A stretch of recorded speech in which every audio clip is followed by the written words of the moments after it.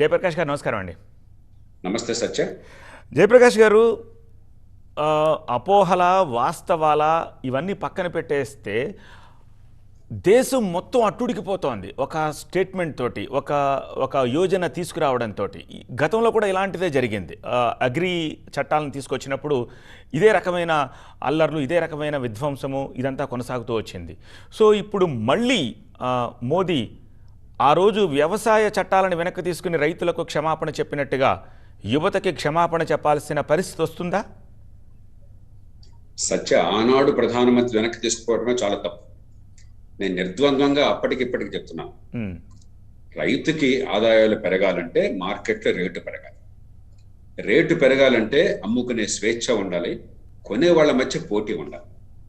ఆ మూడు చట్టాలు కొంతమేరకు ఆ పోటీని పెంచే ప్రయత్నం చేసినాయి. ఏమీ సర్వరోగ నివారణలు కాదు, రైతుకి సంఖ్యలు తొలగించే ప్రయత్నం చేసినాయి. అపోహల వలనో కొన్ని స్థానిక పరిస్థితుల వలనో కేవలం కొన్ని ప్రాంతాల్లో ఢిల్లీ చుట్టుపక్కల ఉన్న కొంతమంది రైతులు, పంజాబ్, హర్యానా, ప్రధానంగా పశ్చిమ యూపీ, వాళ్ళ కారణాలుగా వాళ్ళు వ్యతిరేకించబట్టి దేశం మొత్తం వ్యతిరేకించిన భావంతో చివరికి వెనక్కి వెళ్ళిపోయారు రాజకీయ కారణాల వల్ల. మళ్ళీ అలాంటి పని చేస్తే ఈ దేశంలో పరిపాలన నడవదు. రాజ్యాంగబద్ధమైన పాలన అని చెప్పంటే ఎన్నికైన ప్రభుత్వం చట్ట పరిధి లోపల, రాజ్యాంగ పరిధి లోపల నిర్ణయాలు తీసుకోవాలి.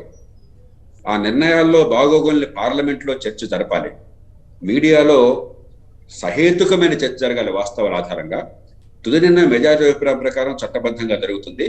దాన్ని మనం శిరసావహించాలి. ఇష్టం లేకపోతే అనుభవం తర్వాత మళ్ళీ విమర్శించవచ్చు.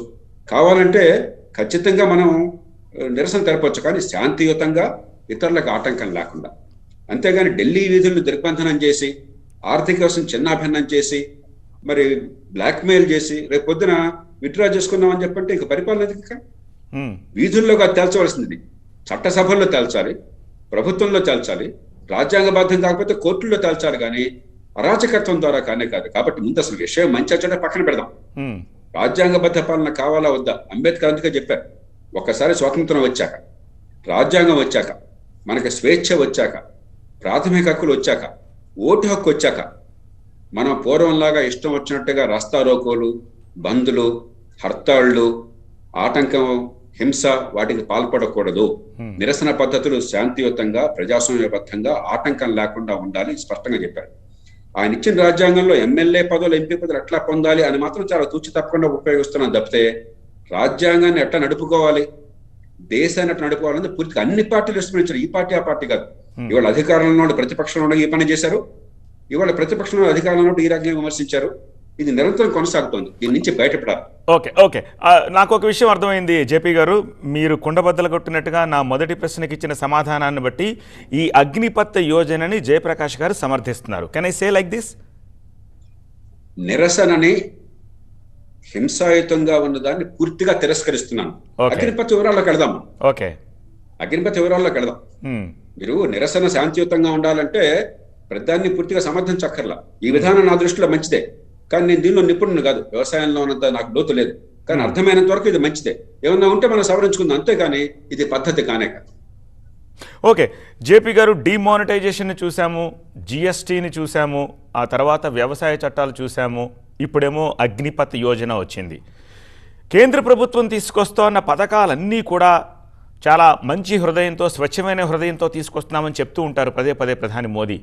నిజంగా అలాగే ఉంటే గనక, వాటి రిజల్ట్స్ కూడా అలాగే ఉంటే గనక, ప్రతి దాన్ని కూడా, ప్రతి పథకాన్ని, ప్రతి ఆలోచనని కూడా ఎందుకు ఈ దేశ ప్రజల్లో మెజారిటీ, అంటే ఏ వర్గాన్ని అది అడ్రస్ చేస్తుందో ఆ వర్గంలో విపరీతమైన ఎడ్యుటేషన్ ఎందుకు వస్తూ ఉంది? సత్య, మెజారిటీ అనబోకండి. 1000 మంది గొడవ చేస్తే దేశం మొత్తంలో బ్రహ్మాండంగా చూపెట్టచ్చు. 140 కోట్ల జనాభాలో. కాబట్టి మెజారిటీ మైనారిటీ ఈ రకంగా నిర్ణయం కాదు. ఓకే, ఇక రెండోది, అసలు ఏ దేశంలోనైనా ప్రజాస్వామ్య వ్యవస్థలో, అందులో పెద్ద దేశంలో, ఇంత వైవిధ్యం ఉన్న దేశంలో మార్పు తీసుకురావడం చాలా కష్టం. ఇనర్షియా అంటారు, స్తబ్దత అని చెప్పిన భౌతిక శాస్త్రంలో. అంటే ఏమిటి? ఉన్న స్థితిని మార్చాలంటే చాలా ప్రతిఘటన ఎదురవుతుంది. ఇప్పుడు కూడా ఉదాహరణకి, మీరంతా చిన్నపిల్లగా ఉన్నప్పుడు, లేకపోతే బహుశా మీరు పుట్టక మునుపు బ్యాంకుల్లో కంప్యూటరీకరణ అనే ప్రయత్నం చేస్తే ప్రతి ఏడాది ఈ బ్యాంకుల యూనియన్ వాళ్ళంతా సమ్మె చేసేవాళ్ళు, బ్యాంకులు మూసేసేవాళ్ళు, అన్ని పార్టీల వాళ్ళు వాళ్ళకి మద్దతు ఇచ్చేవాళ్ళు ప్రతి ఏడాది. ఇప్పుడు ఇవాళ చర్చలాగా అప్పుడు జరుగుతుండేది. కంప్యూటరీకరణ అయితే ఉద్యోగాలు పోతాయి కదా, కంప్యూటరీకరణ చేస్తే అట్లాగా, పాపం ఉద్యోగుల భవిష్యత్తు ఏంటి ఎలా అని చెప్పని. ఇవాళ ఎవరు నాన్నమాట. కాబట్టి యథాస్థితి మార్చడం కోసం ఇది మంచిదైనా కూడా ప్రతిఘటన ఉంటుంది. దానికి భయపడిపోవటమో లేకపోతే ప్రెస్ వెనక్కెళ్ళటమో పరిపాలన కాదు. ప్రజలకు అర్థమయ్యేట్టుగా చెప్పాలి. నాయకత్వం ముందు నడిపించాలి కానీ గొర్రెలాగా వెనకాల నడవకూడదు. యుక్రెయిన్లో ఈ తరహా కాంట్రాక్ట్ సిస్టమ్ మీద ఉండే సైనికులు కాదు కదా ఇప్పుడు అక్కడ పోరాడుతున్నది. మనమేమో అత్యధికులు పోరాడుతున్నది ఇప్పుడు చేరిన వాళ్ళు, ఈ 3 నెలల్లో చేరిన వాళ్ళు. మీకు తెలుసలేదు, ఓకే, కొన్ని 10,000 మంది చేరారు దేశభక్తితో. ఓకే, కాబట్టి ఇది కాంట్రాక్ట్ అనుకోకండి, ఇదేనా కాంట్రాక్ట్? 15 కాంట్రాక్ట్ కదా. గతంలో షార్ట్ సర్వీస్ కమిషన్ ఉండేది, ఒకప్పుడు 62 5 ఏళ్లే ఉండేది, అది కాంట్రాక్ట్ కదా. తర్వాత 7 ఏళ్ళు ఉండేది, కాంట్రాక్ట్ కదా. అంచేత ఇవన్నీ కూడా పసరైన వాదనలు. ఇజ్రాయెల్లో జరుగుతోంది, అమెరికాలో జరుగుతుంది, చాలా దేశాల్లో ఈ షార్ట్ సర్వీస్ కమిషన్ ఉన్నాయి. ఇవన్నీ అవగాహన లేక, ప్రపంచానుభవం లేక, దేశ రక్షణ గురించి కాకుండా ఉద్యోగాలను గురించి రంది వల్ల వచ్చింది. ఉద్యోగాలు ఆర్థిక వ్యవస్థ పెరగటం వల్ల వస్తుంది కానీ ప్రభుత్వాలు పనిచేయడం వల్ల రాదు. ఇప్పుడు దేశంలో ప్రైవేటైజేషన్ చాలా సెక్టార్స్లో జరుగుతోంది.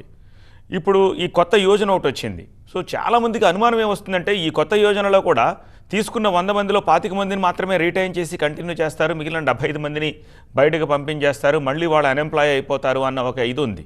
దానికి ఆ యోజనలో చాలా నామ్స్ అండ్ ఇవన్నీ ఉన్నాయి. అవి పక్కన పెడితే ఈ రకమైన అపోహలు ఉన్నాయనే అనుకుందాం. పోనీ ఆ అపోహల్ని నివృత్తి చేసి ఈ యోజన తీసుకురావడంలో ప్రభుత్వం ఏమన్నా వైఫల్యం చెందిందా, లేకపోతే ప్రైవేటైజేషను ఈ రిటైర్మెంట్ బెనిఫిట్స్ని తగ్గించుకోవడం కోసం లేకపోతే ఈ పథకం తీసుకురావడము ఇలాంటివన్నీ జరుగుతూ ఉన్నాయా? వీటి గురించి కూడా బాగా మాట్లాడుకుంటున్నారు కదా. ఖచ్చితంగా ప్రభుత్వం, మీరు నేను కూర్చుంటే బహుశా ఇంకో రకంగా దీన్ని ప్రజలకు చెప్పుండేవాడు. ఒక్కొక్కరికి ఒక్కొక్క తీరు. వ్యవసాయ చట్టాల విషయంలో నా దృష్టిలో చాలా బలమైన చట్టాలు, ప్రజలకు ప్రయోజనం చేకూర్చే చట్టాలు, వ్యవసాయానికి కాస్త మార్గం చూపెట్టే చట్టాలని వివరించి చెప్పడంలో విఫలమైనారు. తెలుగునాట నాలాంటి వాళ్ళు ఎప్పుడైతే ఆంధ్రప్రదేశ్, తెలంగాణ, కర్ణాటకలో మాట్లాడామో ఇక్కడ ప్రతిఘటన లేదు. మీరు గమనించారా? విశ్వసనీయత ఉన్న వాళ్ళు వాస్తవాల ఆధారంగా, అనుభవం ఆధారంగా చెప్పినప్పుడు ప్రజలు అంగీకరించారు. ఆ ప్రయత్నం జరగకపోవడం తప్పే. రాజకీయ పార్టీలు చాలా సోమరిపోతు రాజకీయం చేస్తున్నాయి. ఏదో ఒక నినాదం తీసుకుని అదిగో పుల్లటితో తోకను పెట్టి జనాన్ని రెచ్చగొట్టడం చాలా సులువు. అర్థమయ్యే రీతిలో బోరు కొట్టినా కూడా ఆవేశం తెచ్చుకోకుండా, అబద్ధాలు ఆడకుండా, హింసను ప్రేరేపించకుండా, కులం మతం రెచ్చగొట్టకుండా, జీవితం ఏమిటో వాస్తవాలు తొంగి చూసేట్టుగా చెప్పడం అనేది చాలా కష్టమైన ప్రక్రియ.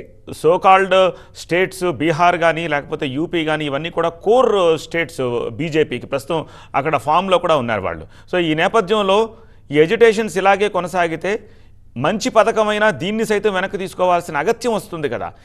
ఏం జరగబోతుంది అనుకుంటున్నారు? అలా జరుగుతుందని అనుకోను. క్షణిక కొంతమంది రెచ్చగొట్టడం వల్ల, ఉదాహరణకి కొన్ని ఈ ట్రైనింగ్ సంస్థలు, కోచింగ్ సంస్థలు ఉన్నాయి కదా, వాళ్ళు పురుకెళ్ళిపోయిన ఆధారాలు కనిపిస్తున్నాయి హైదరాబాద్ లో కూడా. ప్రజలు, యువతకు అర్థం కాక వెర్రి ఆవేశంతోనూ సరదాగా ఏదో చేస్తున్నామని ఇప్పుడు సినిమా హాల్లో లైట్లన్నీ తీసేస్తే మామూలుగా మంచిగుండేవాడు కూడా వెళ్ళేస్తాడు. అవును, ఆడపిల్లని కవిపాలు మాట్లాడతారు. కాబట్టి ఎనానిమిటీ, నన్ను ఎవరో చూడాలని చెప్పిన భావనతో ఎప్పుడైతే కొన్ని అపోహలు తెలివినాయో, ఈ 2 ఏళ్ళు రిక్రూట్మెంట్ లేదు కాబట్టి కొంత వయసును పెంచారో, మరి మంచి నైపుణ్యం వస్తుంది, మార్కెట్లో మీకు అవకాశం వస్తున్న నమ్మకం పెరుగుతుందో, తర్వాత ఇలాంటి హింసకు పాల్పడిన వాళ్ళకి స్థానం ఉండదని స్పష్టంగా రుజువు చేయాలి. సైనిక దళాలు కానీ ప్రభుత్వంలో కానీ ఆ పని జరుగుతుందో వెంటనే అదుపులోకి వస్తుంది, ఇబ్బంది లేదు దానికి. కొంతకాలం పాటు కొంతమంది ఈ దేశంలో ఏదో రకంగా రాజకీయ ప్రయోజనం కోసమో లేకపోతే వాళ్ళు అనుకున్నటువంటి సిద్ధాంత ప్రయోజనం కోసమో దేశాన్ని అల్లకల్లోలం చేసే శక్తులు దేశం లోపల బయట ఎప్పుడు ఉంటాయి, ప్రతి దేశంలో ఉంటాయి. వాళ్ళ వల్ల కొంత ప్రయత్నం జరుగుతుంది తప్ప దీర్ఘకాలంలో, ఖచ్చితంగా దీర్ఘకాలంగా స్వల్పకాలంలోనే చల్లారిపోతుంది, నాకు అనుమానం ఏమాత్రం లేదు.